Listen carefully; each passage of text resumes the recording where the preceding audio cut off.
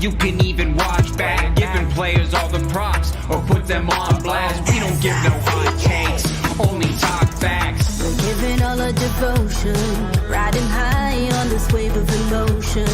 Going all out, yeah, cause this is our time. No, ain't no stopping us till we reach the finish line. All in, we came here to win. We're gonna give everything. S-I-C-K on the run. S-I-C-K, sick.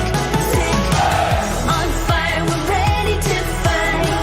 We'll bring the house down tonight. S-I-C-K on the run. S-I-C-K, sick. Play it on the car ride, play it when you lounge. X and O, you know that we can hold it down. Shout out to my man Sammy, got it off the ground. And to all the listeners tuned in right now, got debates, analysis, and speculation. This is sports talk for the new generation. You know where to find us, got a reputation. Sick podcast, your #1 sports destination. Giving all our devotion, riding high on this wave of emotion. Going all out, yeah, cause this is our time. No, ain't no stopping us till we reach the finish line. All in, we came here to win. We're gonna give everything. S-I-C-K on the run. S-I-C-K, sick. On fire, we're ready to fight. We'll bring the house down tonight. S-I-C-K on the run. S-I-C-K, sick. S-I-C-K is the sickest podcast. Tune in for the audio, or you can even watch back. Giving players all the props or put them on blast. We don't give no hot takes, only talk back. S-I-C-K, S-I-C-K, S-I-C-K, S-I-C-K, S-I-C-K, S-I-C-K, S-I-C-K. All in, we came here to win. We're gonna give everything. S-I-C-K on the run. S-I-C-K, sick. S-I-C-K is the sickest podcast. Tune in for the audio, or you can even watch back. Giving players all the props or put them on blast. We don't give no hot takes, only talk facts. We're giving all our devotion, riding high on this wave of emotion. Going all out, yeah, cause this is our time. No, ain't no stopping us till we reach the finish line. All in, we came here to win. We're gonna give everything. S-I-C-K on the run. S-I-C-K, sick.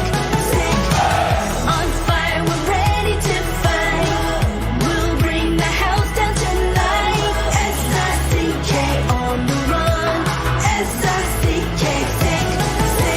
Play it on the car ride, play it when you lounge. X and O, you know that we can hold it down. Shout out to my man Sammy, got it off the ground. And to all the listeners tuned in right now, got debates, analysis, and speculation. This is sports talk for the new generation. You know where to find us, got a reputation. Sick podcast, your #1 sports destination. Giving all our devotion, riding high on this wave of emotion. Going all out, yeah, cause this is our time. No, ain't no stopping us till we reach the finish line. All in, we came here to win. We're gonna give everything. S-I-C-K on the run. S-I-C-K, sick. On fire, we're ready to fight. We'll bring the house down tonight. S-I-C-K on the run. S-I-C-K, sick. S-I-C-K is the sickest podcast. Tune in for the audio, or you can even watch back. Giving players all the props or put them on blast. We don't give no hot takes, only talk back. S-I-C-K, S-I-C-K, S-I-C-K, S-I-C-K, S-I-C-K. S-I-C-K. Turn up your volume. Because you're about to listen to The Sick Podcast. With Tony Marinaro. 55 seconds left in the penalty, a minute and 27 seconds left in regulation time. Boston 4, Montreal 3. Lafleur coming out rather gingerly on the right side. He gives it into Lemaire, back to Lafleur. The sickest Montreal Canadiens podcast. You're in the spot! Sports entertainment like no other. Rejoint, on lui fait perdre la rondelle, une passe devant. Et c'est le dégagement et ce sera la victoire des Canadiens. Stanley pour les Canadiens, le 23e de l'histoire. You found the dogs! John, you found the dogs! He found the dogs! And all together, they worked a young team to the top.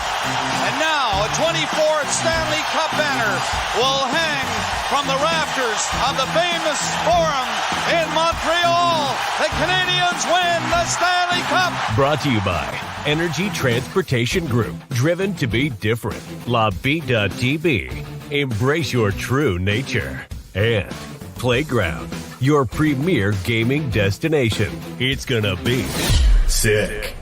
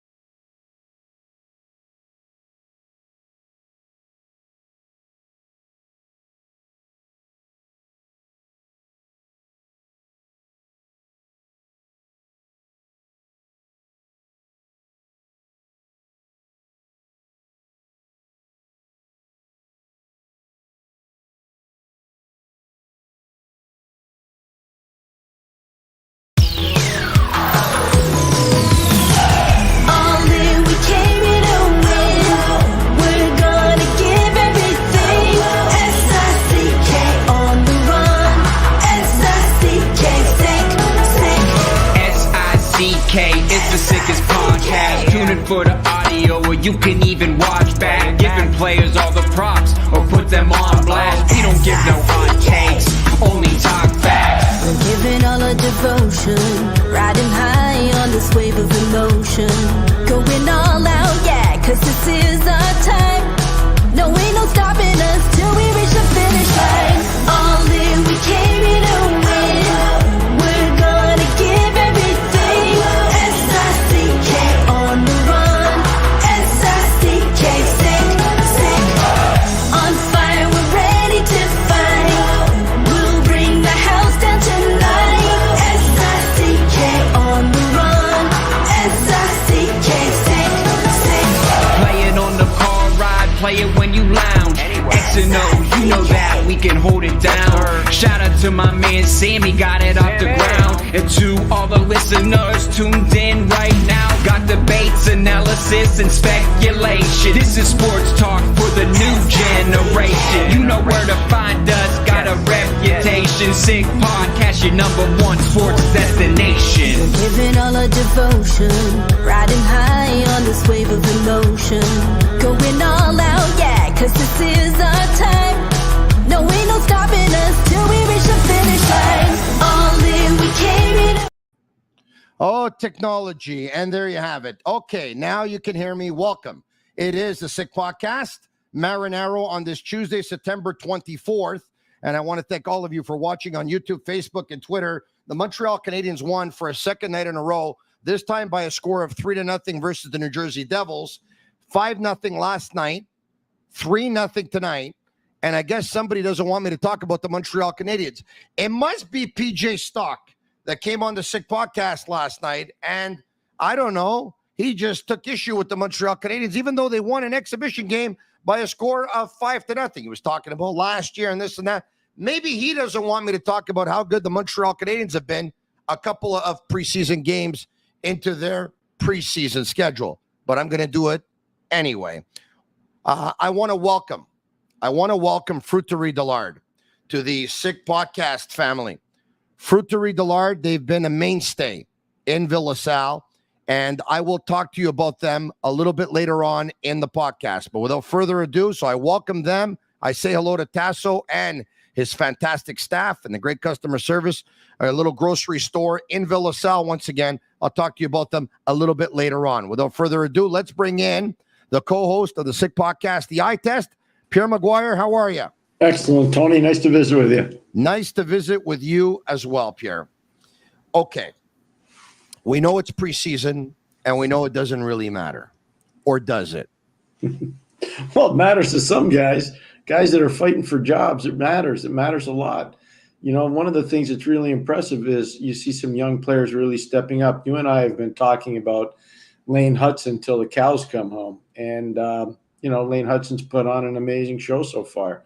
I'm expecting Kirby Dach's going to have a huge year. Well, last night against Philadelphia, I thought Kirby Dach was really good. I thought the chemistry on the line, and you and I talked about this a long time ago with Newhook, Kirby Dach, and Patrick Laine. I thought that line was really good last night. They created chances. Newhook's speed was apparent. Kirby Dach's playmaking was apparent. Laine's playmaking and shooting was apparent. There's a lot of good stuff if you're a fan of the Montreal Canadiens. Now, I'm going to say this. I think a lot of teams are getting overhyped around the league, not just Montreal. I think a lot of players are getting overhyped around the league because it's preseason. But I think part of that is a byproduct of social media and the people covering the teams. They're so excited that they're just going to throw anything out there that looks a little bit positive. But I do think there's a little overhyping happening around hockey. There always is, Pierre, especially in Montreal. And, I've been covering this team, as you know, for over 20 years. And I remember Guillaume Latendresse's training camp and Mike Ribero's training camp. And they were good NHL players. They went on to have good careers. But some members of the media put so much into the preseason and some of their performances. And the fact of the matter is, and now I think we're starting to realize it more and more, that the players that get pumped up more so than anyone else for preseason are the young players, are the rookies, or are the fringe players. The veterans whose spot is pretty much established in the lineup, they're kind of playing not to get hurt. Well, more times than not, I'll give you an example. The Buffalo Sabres have been playing a regular roster, big-time NHL roster, most of this preseason. They need to get out of the gate quickly. Tonight they go into Pittsburgh. I'm expecting Pittsburgh to dress more of a big-time roster because they haven't had a great start to preseason. They don't, and they lose 3-2 to Buffalo. And Buffalo doesn't have their A roster either in that game. So now if you're Mike Sullivan and David Quinn in particular, you're starting to wonder about your group a little bit, even though Crosby and Malkin and Letang and Carlson didn't play. But you start to worry about it just a little bit. In Buffalo, you got to be excited because now you're seeing all this stuff happening. I would say in Montreal, the rubber's going to hit the road in preseason now. The Philly game's gone. The Jersey game's gone. You're heading into Toronto. Then you got Toronto coming back to Montreal. And then you got some Ottawa. So more rivalry type stuff. And I think you'll start to see the rubber hit the road a little bit more in Montreal. So should the Canadiens, should they be approaching it the way the Buffalo Sabres have? Because they have to hit the road running too. And, in previous years, we've talked about the Canadiens being a rather small team. They've added size to their team. There's no doubt about it that they have. You take a look at Patrick Laine, he's 6'5". You take a look at Kirby Dach, came in a couple of years ago, he's 6'4". You draft Slavkovsky, he's 6'3.5" or whatever it is. Josh Anderson, 6'3". But at the same time, you do have 5'11" Nick Suzuki, and you do have 5'11" Alex Newhook, and you do have 5'7" or 5'8" Cole Caulfield, and you probably have 5'9" Lane Hutson. And you got some smaller, you got 5'9" Brendan Gallagher. And unfortunately for Raphael Harvey-Pinard, he's out with an injury, but, he would have been another guy who's 5'9". And traditionally, the Canadiens have had to start well because at one point they end up hitting a wall and they tend to break down maybe a little bit quicker than a bigger team would. Having said that, shouldn't the Canadiens have the same mentality as the Buffalo Sabres then, that they need to get out of the gate and need to get off to the best start possible? Yeah, and I think they're trying to do that. I do. I think it's been really fun to watch the progression of the team so far. Lindy Ruff is a new coach going into Buffalo, and he coached in New Jersey. Obviously, he coached in New York as an assistant. He's obviously been around the league a long time, and I think he's a perfect guy to coach in Buffalo. But, Tony, I think the situation is he studied so much tape. He knows what his team is and what they need to be going forward in order to make the playoffs. I think in Montreal, because you've got a coach that's already established, he knows what his team is, And I also think he understands that they're still in the progress of rebuilding their team, even though they're trying to be a playoff team. All right. Well, I'll tell you another thing he knows. He knows that his power play has been very, very bad in the last several years that he's been there. And if he did a little bit of homework, and I'm sure he has, I think everyone knows that the Montreal Canadiens power play has been slumping for probably a better part of a decade. Tonight, they went 0 for 8. They had a 5-on-3. They had a 5-on-3 last night. And obviously, I don't think Marty St. Louis is upset about his power play being 0 for 8 tonight as he would be if it was a regular season game. But at the same time, this is a point of contention. How much concern do you think he has? And, you know, he got his best players out there. I mean, is there anything else you think he could have done? How important was it going to be to get on the scoreboard for the power play or not? It's important, but I just the one thing I'll say about preseason, it's a bit disjointed for special teams. Sometimes you overreact to it as a coach. I can just tell you from having gone through it. The one thing I would say, though, in complete transparency, not having Lane Hutson on the ice for that power play, I'm telling you, makes a difference. Well, it makes a difference. It makes a difference. It makes everybody else better. And I'll tell you this. How would you like to be a Pittsburgh Penguin fan last year where your power play finished 31st in the league with all that firepower? So stuff happens. It cost Todd Reirden his job. They brought David Quinn in to replace Todd Reirden in Pittsburgh as an assistant coach that runs a power play, and that's what he's going to do. You know, Alex Burrows was a part of that power play. He's not there anymore. Marty St. Louis is going to take it over, you know, with a lot of help, I would imagine, from Roger Grillo. But the power play is going to have to be better if they're going to play meaningful games in March. I'll tell you that right now. I completely agree with you on that. It was an off night for Mike Matheson tonight, who, by the way, for whatever reason, again, it seems like, I don't have the exact minutes, but it seems like Matheson was on the ice like all the time for every power play. I don't understand Matheson playing a ton in a preseason game. Really, I don't get it. This is a touchy situation now because Mike Matheson picked up 62 points last year. Mike Matheson was on the first unit of every power play, and Mike Matheson was awesome. And I think he's a really, really good defenseman. I know it's only one preseason game, but at the same time, I think that preseason game said a lot. Lane Hutson is dynamic on the power play. Mike Matheson is efficient, but Lane Hutson is incredibly dynamic. And I think Mike Matheson, as good as he is predictable on the power play. Lane Hutson is unpredictable on the power play. And I'm wondering if Lane Hutson starts the season in Montreal, and I'm convinced that he will, and I know so are you, will Marty St. Louis put Lane Hutson on the first unit of that power play right away to start the season? And if he does, is that a slippery slope, considering you're going to have a veteran who's probably going to be disappointed? I don't know. I know Michael pretty well. He's the ultimate team guy. He's a tremendous leader.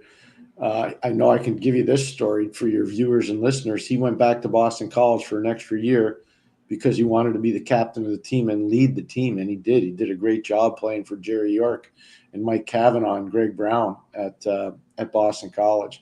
So Michael's not like that. He doesn't have that character flaw that says selfish. I'm selfish. He's not. He's not like that. I think he'll do whatever's best for the team. But here's the biggest thing. I don't see Lane Hutson getting huge 5-on-5 minutes there.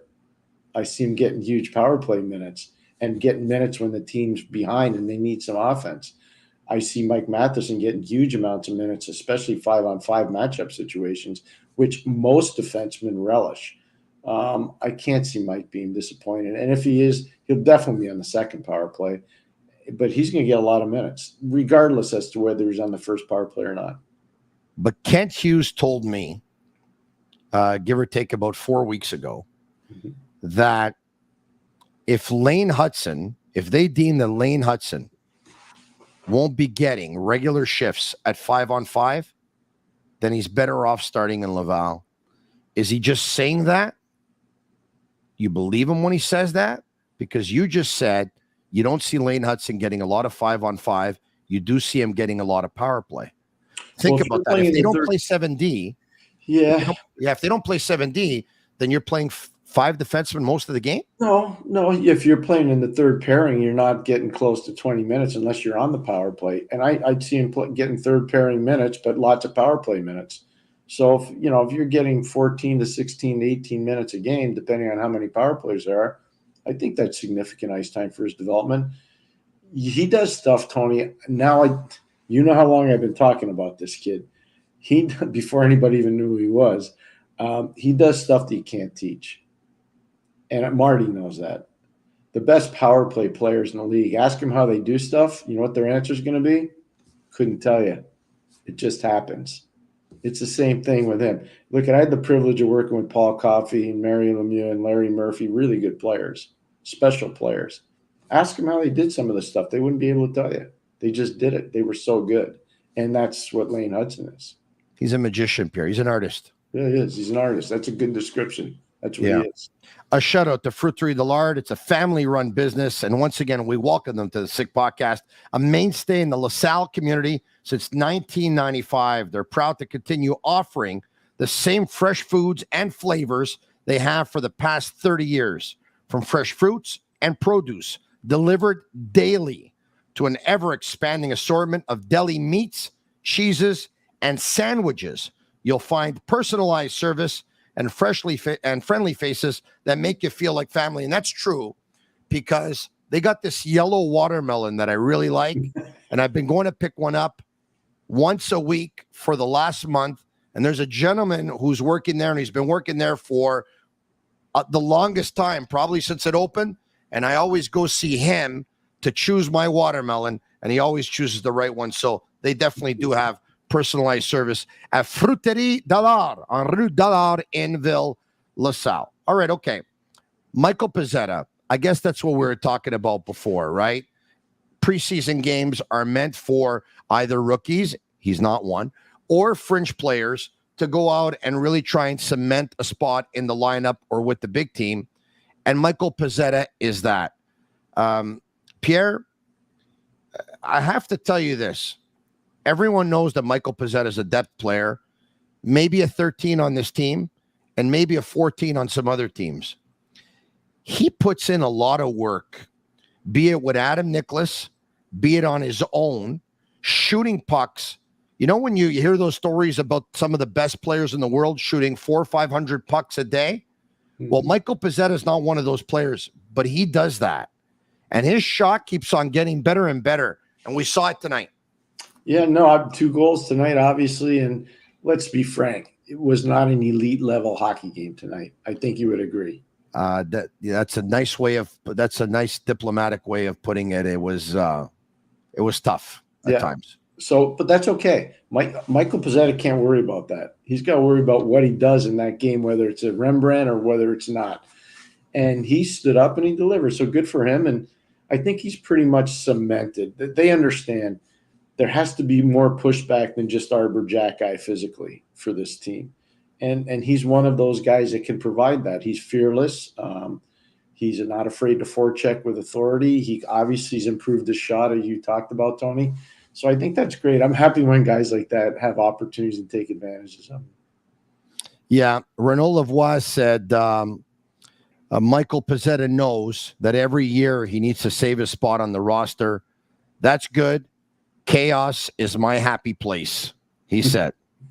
There you have it. That's a good way to put it, I guess. That's a good way. Really good, yeah.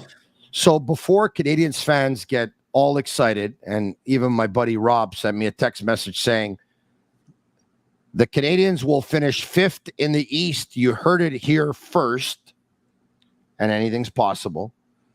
That was not an A lineup for the New Jersey Devils either tonight, was it? No, you don't have Hughes. You don't have Nico Hischier. I mean, you don't have a lot of the big boys on defense. You don't have Hughes' brother on defense. I mean, you don't have Dougie Hamilton. You don't have a lot of guys there. So, let's just be frank about it. It was not an artistic impression kind of a game. It happens in the preseason. Jersey was traveling. Montreal was home. I mean, stuff happens. It's okay. Just take advantage of your opportunity. Yeah. How do you feel about that, traveling the day of a game? They skated in Jersey this morning, and they arrived in Montreal this afternoon to play tonight. I mean, please tell me that's not to save on a couple of hotel rooms for a night. Like, what's No, that all but about? that happens with most teams, Tony, in the preseason. It really does. I remember back in the days when a lot of teams, when there were only 21 teams in the league, not 32, and you would go on these barnstorming trips where you would, let's say you'd work, there was no team in Colorado back then. You'd use Denver as a home base, which is what we did in Pittsburgh, and you'd fly into Anaheim, or you'd fly into Sacramento, or you'd fly into Houston, and you'd fly in the day of the game, you play, and you come right back to Denver because you were getting paid, I won't tell you the number, but pretty significant dollars back in those days, plus your travel. So this has been going on for a long time. This is not a new concept in the NHL. If we can bring up the lineup for the New Jersey Devils. All right. This is the best handwriting in the league, by the way. It's Amanda Stein. You probably realize that's Lazar with Bastian and Cotter, Darling, LeBanc, and Hardman, Bowers, Willman, and Foote, Parent, Helenen, and McDermott, Siegenthaler. I have a hard time with that name all the time. Siegenthaler. Yeah. Siegenthaler, Kovacevic, Hadaka, Nemitz, Villain and Casey, and Allen and Dawes in goal. Think about this for a second, okay? Mm-hmm. Lazar was their first line centerman tonight, and Jonathan Kovacevic, who was a third pairing defenseman with the Canadiens, and if he would still be with them this year, probably wouldn't be in the starting lineup. He's on their first pair tonight. So that's a very, very average at best New Jersey Devils team tonight. So if you're all excited, the Canadiens picked up 2 shutouts in a row, and the Flyers lineup was very average too last night. Mind you, I don't remember when was the last time Canadiens picked up 2 shutouts in a row in preseason, but that was a very average New Jersey Devils team tonight. Most of those players, and you'll remember this name, maybe some of the younger fans at home won't, will be going to Utica, New York, which is where New Jersey's farm team is, Tony. Yeah. We'll be playing for Kevin Dineen, who's the coach there. So good numbers of the names you saw there. Those guys are going to be going to play for Kevin. And he's a tremendous coach. He's done a really good job down there. But that's led the Canadian women to Olympic gold. Yep. He did. Yeah. In Sochi. Yeah. You brought up Lane Hutson before. And you and I laughed it over last week, respectfully laughed it over, when we hear some saying, I don't think he's going to play with the Montreal Canadiens this year, right? I think you and I are sold that he will.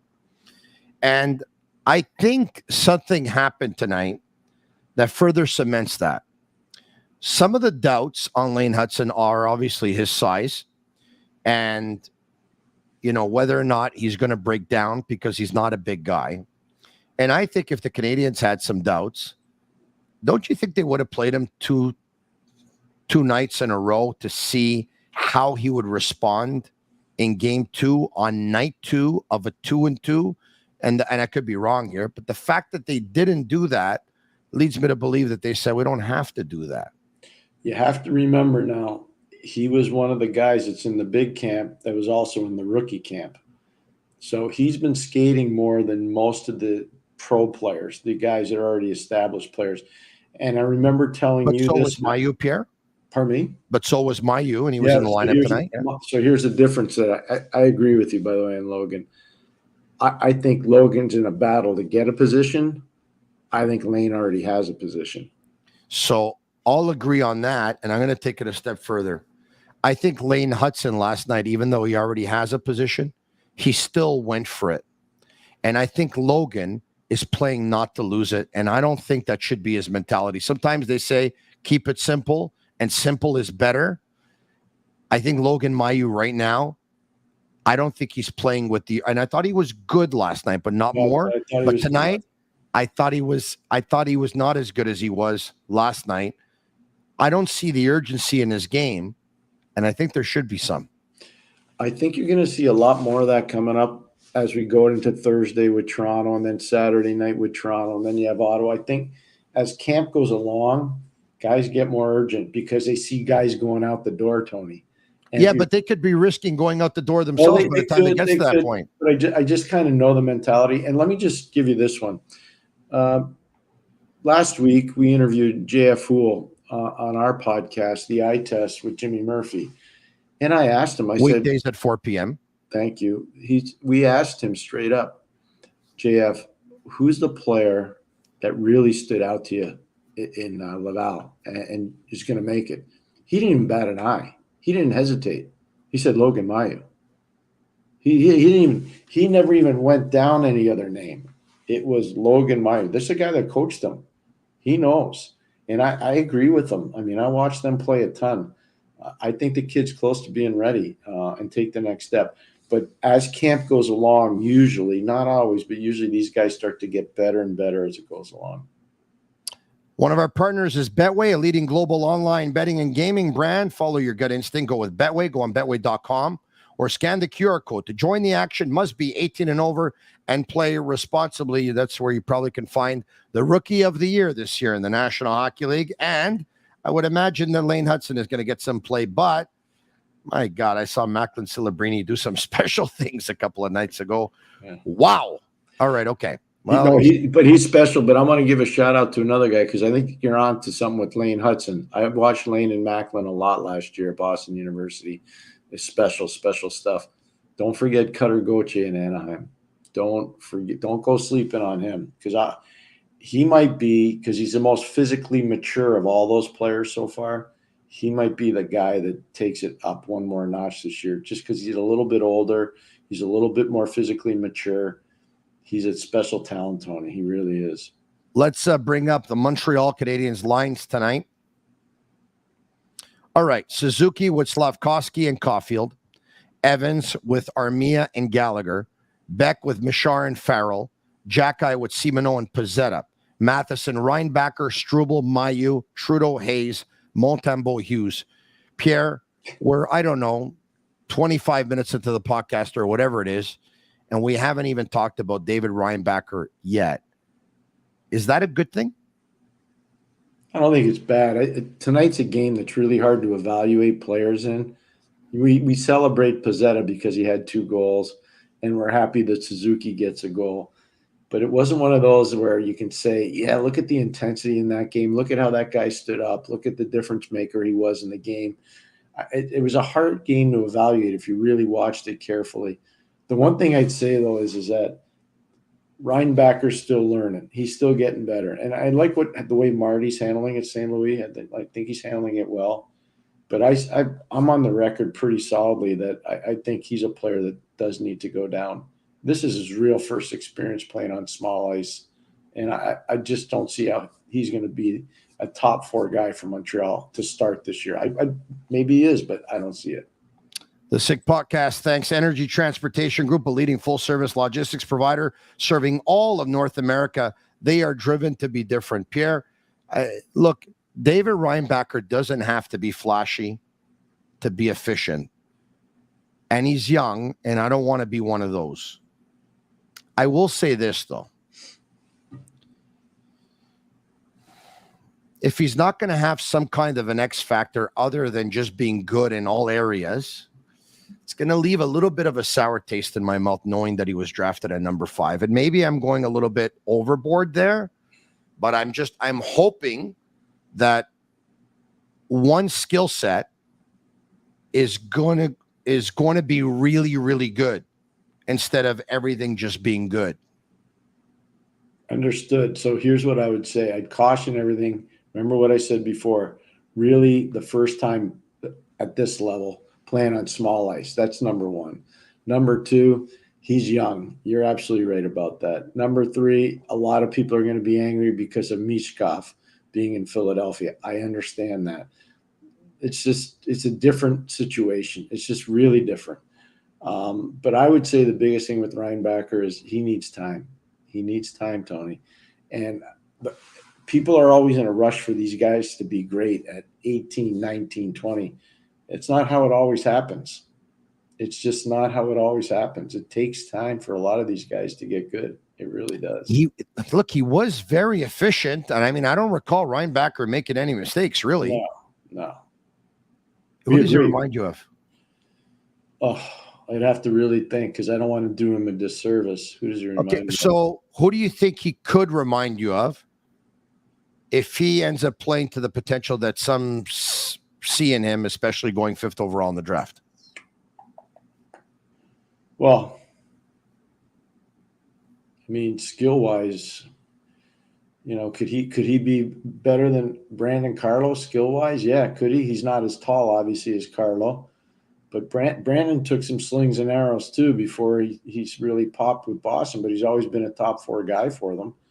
I mean, I think Reinbacher could be a guy that gives you more offense, but still be like Brandon a little bit. That's kind of what I'm thinking. Is that your way of saying you see him as a top 4, but not necessarily a first pairing?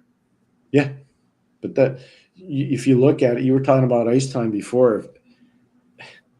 The first 2 pairings play more minutes than the bottom pairing, and I've done it. I've done the matchup game in huge playoff series and in Stanley Cup final. So, it's sometimes your first pairing is your second pairing. Sometimes your second pairing is your first pairing. It can change from game to game depending on athleticism and matchups and injuries. So I think if you're one of the top 4 guys, you're in pretty good stead. I don't know if I'm going to be happy with that though. I know that some guys that were drafted 5th overall didn't turn out that great. But should Canadiens fans be happy if David Reinbacher turns out to be a 4? Well, what happens if they win the cup and he's a 4? They're going to be upset? No. There you go. They'll take the cup. They'll take the cup. So I think he can be part of a really good team. That's the type of player. It almost seems like we have to approach this draft pick as he's going to be a piece of the puzzle. Yeah. And that's what you're talking about, I guess. What if they win the cup? So he'll be that piece of look. Every team in the playoffs needs a guy who can play 24, 25 minutes and just be a solid guy. I mean, let me throw this one at you. Alex Pietrangelo is a really good player. You would agree? Top pairing defenseman. Captain leader. Go look at the beginning of his career. I remember when he played a regular season game in Toronto. He got absolutely crushed against the boards. He got sent down the next day, and he was playing World Junior, and he wasn't the best defenseman on the World Junior team that I covered, and he played in 2 of them. And it took a long time for him to establish the Alex Pietrangelo that but he's a real good player. And I think, now that I think about it, because it came into my brain, what's wrong with being like Alex Pietrangelo? Well, that'll be a home run. Then maybe he could be that. But it takes time. It takes time. Let's go back to the Canadiens lines for a second. All right, okay. Actually, we don't even. All right, there you have it. The one unit, the first unit on the power play tonight that obviously didn't do well and they went 0 for 8 was Suzuki, Slavkovsky, and Caulfield, Matheson, and Armia. Well, what do you? And listen, I would imagine once you have the whole team together and you can choose from Doc and Liney as well, and Lane Hutson, that Armia won't be on that first unit. But what did you see what they were trying to do there? Well, I just think they're cobbled together and they were just trying to freelance and get stuff done. Honestly, you talked about Armia being there.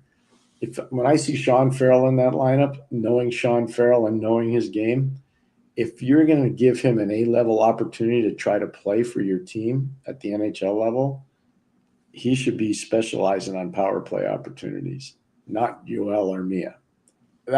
And you know me, I'm so convinced that the Canadiens are going in the right direction. But watching that tonight, I'm telling you, that's where that kid should be playing and not Yoel Armia. That's a good point. I think that's a good point because Farrell in the NHL games that he has played, you can tell that he hasn't reached that level yet to put up points. And so if you put him in a situation with a man up, and actually they had a 5-on-3 as well, maybe he can show you some of that skill set that he hasn't shown you at 5-on-5. Yeah, that's the only thing. And I'm never going to complain about what this management team and this coaching staff have done, but I will point out that I know the player really well. I've watched him a long time. My son played against him a lot. So I really watched it with intensity, just like Matt Coronado, his line mate. My son was responsible for playing against those guys for a lot of time. So I know what those guys can do. And Coronado's off to an amazing start in Calgary.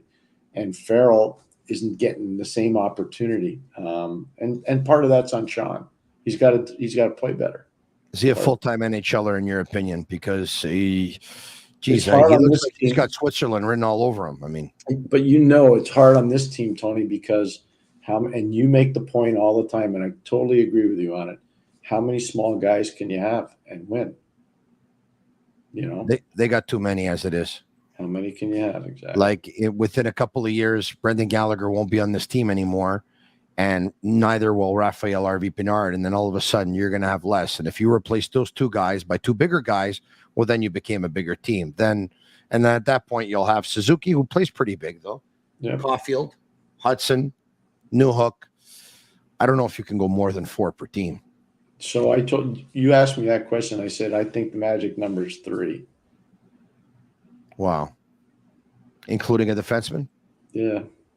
The defenseman's in there, 2 forwards and 1 D. Would you consider Suzuki small, though, at 5'11" and about 200 pounds? No, I would not. No, you don't. Very small. So, and I think, I know I said this to you over time, and I don't know if you remember, but when I see Nick Suzuki play, having drawn up game plans for this player I'm about to say, the similarities are scary. He reminds me of Joe Sakic. He everything about him says to me he's Joe Sakic. Joe Sakic was not a big man, but he played big because he dominated the puck in every single situation. Nick Suzuki does the same. He does the very same. Geez, he reminds me of a poor man's Bergeron more than he reminds me of Sakic, but that's I don't know if Nick checks as well as Patrice. I don't think he does. I don't think he's as good a checker. So you think Nick Suzuki could be as dynamic an offensive threat as Joe Sakic? His shot's got to get better. So Joe, one of the things that separated Joe coming down, whether it was a center ice position or down the wing, because they interchange lanes, he could snap it. His release point was scary. I don't know, again, not with these new sticks like these guys have today. Yeah. So that's the one part. If Nick could ever get up to that level, I could see a lot of similarities. Joe Sakic had over 100 points like 6 times, and a couple of times, 3-4 times, I think he was in the 90s. That's a huge compliment to give Pierre. And yesterday, PJ Stock joined me on the Sick podcast, and we had this conversation. And PJ asked me or something to the effect of if I thought Nick Suzuki is the number 1 centerman in the National Hockey League, and I said without a doubt. And he said, really? I said, yeah. And he said, where? And I said, well, top 15. Well, top 20, but last year, Nick Suzuki, out of all the players who played center, and I'm not going to say all the centers because at one point Patrick Roy had 3 centermen on his first line, and the Florida Panthers had 3 centermen on one of their lines too. But out of all the guys who played center last year in the National Hockey League, Nick Suzuki was top 15 in goals. He was top 15 in points. He was top 15 in possession in the offensive zone. He was top 15, I think, in analytics for guys playing center. So, for me, the answer is 100% yes.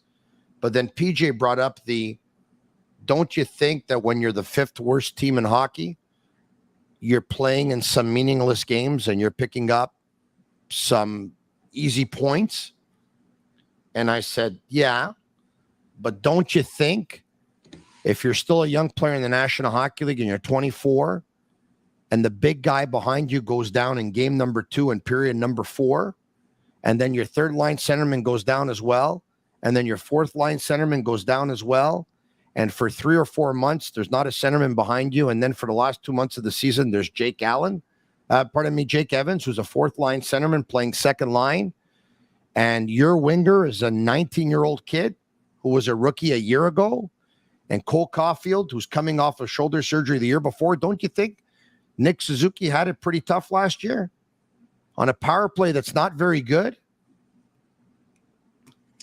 How do you see it? I'm going to build off of your point because I may be the only person old enough to remember the Quebec Nordiques when Joe Sakic joined them were terrible. They were terrible for a long time. I remember that. And so, it started to change after they drafted Lindros and they made the big trade with Philadelphia, and Mark Crawford went in with Pierre Lacroix, and they started to change. And then obviously they moved to Colorado and things really started to take off. But for the beginning part of Joe's career, where he was stockpiling some points, I coached him in an all-star game in Philadelphia. That's how well he was playing, even though they weren't a playoff team in Quebec, not even close. I remember one night in Pittsburgh, I think we went in there and scored 8 to 10 goals in a game. I mean, just steamrolled them. No, Joe had some different kind of nights that Nick would remember too, when you're the number one center on a marginal team and you're undersized and everybody's loading up on you. Peter Stastny and Michel Goulet were on those teams in the Joe Sakic's early years. Remember that? They were gone. Stastny went to New Jersey and Goulet went to Chicago. Yeah. They were there at the beginning. And they were there at the beginning, correct. And then they were. I was in the league, I know. Yeah, and then they were gone when Dave Chambers took over. Dave Chambers. And year 3, yeah. And then when Dave Chambers took over, remember who was on that team? Guy Lafleur. The late Guy Lafleur. Yeah, so look at the rosters. You'll see what I'm talking about. Yeah. When Goulet and Stastny were there, that was different. That was special. Remember the 93 playoffs when Pierre Pagé was giving it to Matt Sundin on the bench? Yeah, I do. But you know what was the worst part about that one? They were saying that they figured out the goaltender. Oh, yeah. That was it Bouchard. Daniel Bouchard. Yeah. Yeah, Daniel Bouchard said that they found the weakness to Patrick Roy. We figured it out. Yeah, and then Canadiens lost the first 2, and then Roy woke up and wrong thing to say, and they won the next 4. And that's right. Remember who the hero was in Game 6? I don't. Paul DiPietro scored a hat trick. There you go, Paulie. That's true. Yeah, kid from Sudbury, Ontario, big Paulie. Sault Marino. He thought he played for Sudbury Wolves. Maybe. I don't know. I just Check for whatever now. reason You have everything in front of you. I have Sault Marie in my head, but hold on a second. Check it out. Yeah. Okay. But anyway, let me see. Paul DiPietro was from Sault Ste. Marie, and he did play for the Sudbury Wolves. See, we're both right. We're both right. That's the way it should be, I guess. All right. Okay. Listen, Pierre, you know what I'd like to do? So many people have questions. Would you be up to taking some questions? Oh, all right. Okay. So why don't we do that? We'll talk to you about Playground. Step into the world renowned poker experience at Playground. That was there earlier today, by the way, where free food and drinks at cash game tables, a Babby jackpot that's over $2.2 million, weekly promotions, daily tournaments, unmatched customer service awaits you. Why play anywhere else? Just minutes from downtown Montreal across the Mercier Bridge. Playground. All right. Okay. Sammy, if you can bring us up some questions. Mark Mastro, Pierre and Tony, if you had to pick one player to join the Habs to start the season that is the most NHL ready, Kapanen, Beck, or Tuck, who would you choose? Pierre? I'd choose Kapanen. And so would I, because I think he's got the best skill set of the 3 players. I think he's the best player of the 3. And he's played against men in a professional league. Beck is going to be a good player, but he needs to go learn. Yeah, played in Finland for the past several years. And if he gets cut from the Montreal Canadiens or doesn't make the team, he's going to join Olli Jokinen's Timrå team in Sweden. Timrå's cold in the winter. That's what I'll tell you, Tony. Is that right, eh? Oh, it's cold there in the winter, man. It's cold in Montreal in the winter too, Pierre. Not that cold. Oh, really, eh? Wow. We must have better winter jackets. All right, okay. Thank God for underground parking. Where are we going here? Another one. Elliot. Pierre, which Habs defenseman looked the best tonight? I said to Tony before, Elliot, and I don't mean any disrespect, but that's a hard game to judge anybody on. I think. I don't know if anybody looked bad for Montreal, and I don't know if anybody looked great for Montreal. I have an answer. Go ahead. William Trudeau. Well, he had a point. I mean, yeah, on the Suzuki goal. Yeah, he had a point. So you could say that, I guess. He was – the one thing I'll say is he's very undervalued, because everybody's looking at what Reinbacher's going to do, what's Logan Meyer going to do, what's Lane Hutson going to do, what's Caden Gooley going to do, what's Struble going to do. And then it comes to Trudeau. And I'm glad you brought that up, but he's very undervalued. I've been watching him for a while. He's an undervalued player for sure. Yeah, I just think there's just too many defensemen ahead of him. I don't think it's going to. And by the way, Adam Engstrom yesterday got hit early on in the hockey game by Nicolas Deslauriers, and Deslauriers took Engstrom out of his game. And that to me is a sign that Engstrom is not ready yet either. No. And maybe I'm reading too much into it. No, I don't think you are. I watched the play. I know the play you're alluding to. Let's go to another question, but not before I talk to you about Energy Transportation Group, a leading full-service logistics provider serving all of North America. They are driven to be different, and they are a top fleet employer. Forbes says that, not just me, Forbes. And if you're looking for a career, it's an awesome spot to start your career. Check them out on their website. And all you have to do is, of course, go to Ship Energy, and that's where you're going to find Energy Transportation Group at www.shipenergy.com. Back to the questions. Aaron St. Pierre. This team needs consistency. Suzuki's super consistent. Primo's consistent. Gooley's consistent.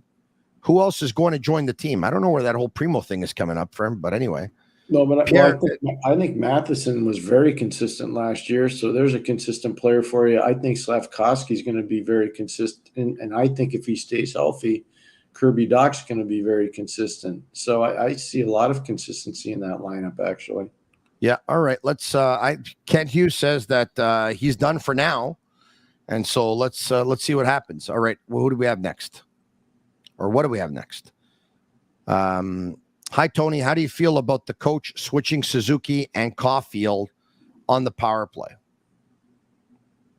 Pierre, I'll give you the opportunity to answer that, but switching Suzuki and Caulfield, I saw them moving their feet and actually going to different areas of the ice tonight, where at one point Suzuki was on the left-hand side and Cole Caulfield was at the point on the right-hand side. And then I saw Cole Caulfield coming over to switch over to come to the left, where Suzuki would curl back, go back to the top at the point, and actually look for Cole Caulfield for the one-timer. These are all set plays, Pierre. They're moving their feet. They're changing up their positions. No, they are. And there's one player you haven't mentioned yet that wasn't playing tonight, Patrick Laine. I wonder what he's going to do to open up some opportunities on the power play, because the more attention he gets, the more it opens up for Cole Caulfield, or the more it opens up for Nick Suzuki, or the more it opens up for Lane Hutson. He's one of those guys that's unbelievably good on the power play. I think everybody's seeing that now, or starting to, in terms of how he shoots the puck and creates scoring opportunities. So when it's all said and done, I know this is preseason, everybody's wired up, but the power play takes a little bit longer. The penalty killers are always ahead of the power play guys in preseason. Why don't we take a couple of more questions? Who has the highest ceiling out of all the Habs players and prospects? Oh, that's a really good question, Tony. Who do you think? Demidov.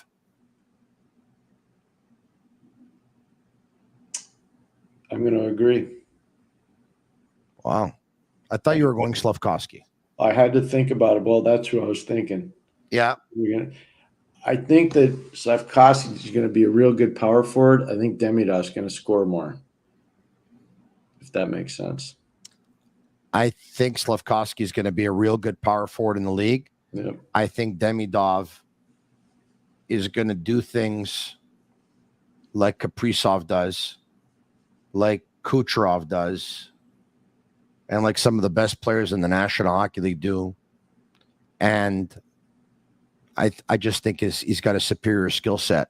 I think he's more creative, and he's got softer hands. Yeah, so we're in agreement there. But I can tell you what, Slavkovsky's the power forward position matters a lot. It matters, especially in the playoffs. He's going to score sometimes that Demidov's not going to score. And there's going to be games where Demidov's going to score and Slavkovsky wouldn't score, just because of the way the game sets up. Beautiful picture by Guillaume Lepage. Montreal Canadiens players going over to see Jonathan Kovacevic at the end of the game. Oh, cool. And that's pretty cool. And you see Mike Matheson there, and you see Cole Caulfield there, and you see Brendan Gallagher there, and you see Nick Suzuki there, and wow, that's a pretty cool picture. And you see Yoel Armia there as well. That's a real cool picture. We have to get that picture if we can. Pierre, one more. Mm-hmm. Tony Marinaro, great show. Pierre, what do you think? Massar, can he play a top 6 role one day on the Montreal Canadiens? And if he can't, does he have a shot of being an effective bottom 6 player in the NHL? I don't know about the top 6 with Montreal. I think it's going to be a reach unless guys start to disappear. he's one of those players that might have to change how he approaches the game. He might have to change that a little bit. Every time I see him, I think of Sven Andrighetto. I don't know why. And Sven Andrighetto didn't have a very long tenure in Montreal or NHL career for that matter. And I mean, I think he'll be better than that, but so that's why I don't want to dispel that he'll ever have a chance to make it, but I'm just saying it's going to be tough for him. It's going to be tough. So he kind of moves. He kind of moves and shoots like a player who had a real good NHL career. So now that I talked to you about one that didn't, I'll talk to you about one that was an effective NHLer who at one point put up goals. I'm not saying he's going to be this guy, but he kind of reminds me of Sergei Samsonov too. I don't know if I'm, Yeah, I can't. Samsonov put up numbers. I get it. I knew that player really well. And I have a hard time making that one fit. I do have a hard time making that one. Yeah, no, and so do I. Sergei Samsonov scored close to 30 goals on a couple of occasions. Never scored 30, but he put up several 20-goal seasons. He was a good player. He was a good player. He was. Went 8th overall to the Bruins. 8th overall. Anyway, ended up playing for the Montreal Canadiens 1 year. Yeah, it did. Didn't put up a lot of goals with the Canadiens, but Pierre, what do you have lined up on the Sick Podcast, the Eye Test with Jeremy Murphy for the rest of the week and maybe even next week? Because I know you guys we're breaking down all the playoff situations and the races going forward. So we did the Western Conference last week and the week before, and now we've started in the East. So we've got that. We had Phil Bourque on today, one of my former players from Pittsburgh, 2-time Stanley Cup champion, who does the games in Pittsburgh, and we're always efforting to get guests on. So we'll do the rest of the Metropolitan Division tomorrow and Thursday, and then Friday we always go on campus to the colleges, and we always have a guest on, different coaches from around the country.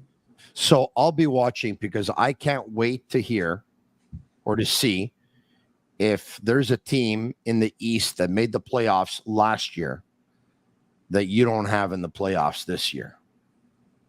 So you don't have to give it away because obviously we're going to be watching, but I want to see if there's a team that you had in last year that won't be in this year. And at that point, who you'll put in instead of them. And maybe you'll have everyone back again. We'll have to watch the Sick Podcast, the Eye Test with Pierre McGuire and Jimmy Murphy weekdays at 4 p.m. Of course, you can watch it live on YouTube, Facebook, and Twitter, and you can listen to it on all social media channels. Thank you, Pierre, for doing this. My pleasure, Tony. Anytime. Have a great night, everybody. Thanks so much. And I want to thank Bittt Tibi. They launched their new Ultra Lager. It's a refreshing, thirst-quenching beer, perfect for the hot summer days. Only 90 calories, 2 grams of carbs, 4% ABV per can. Available in a pack of 6 and 12 in grocery stores all around the province of Quebec. It's ultra light and ultra refreshing. The Montreal Canadiens win by a score of 3-0 on a goal by Nick Suzuki and 2 goals by Michael Pezzetta, one of which was in an empty net.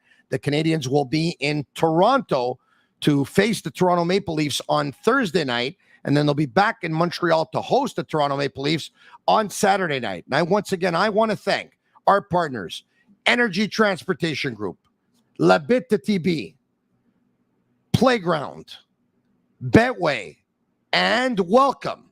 Once again, it's their first night, Fruiterie Dillard.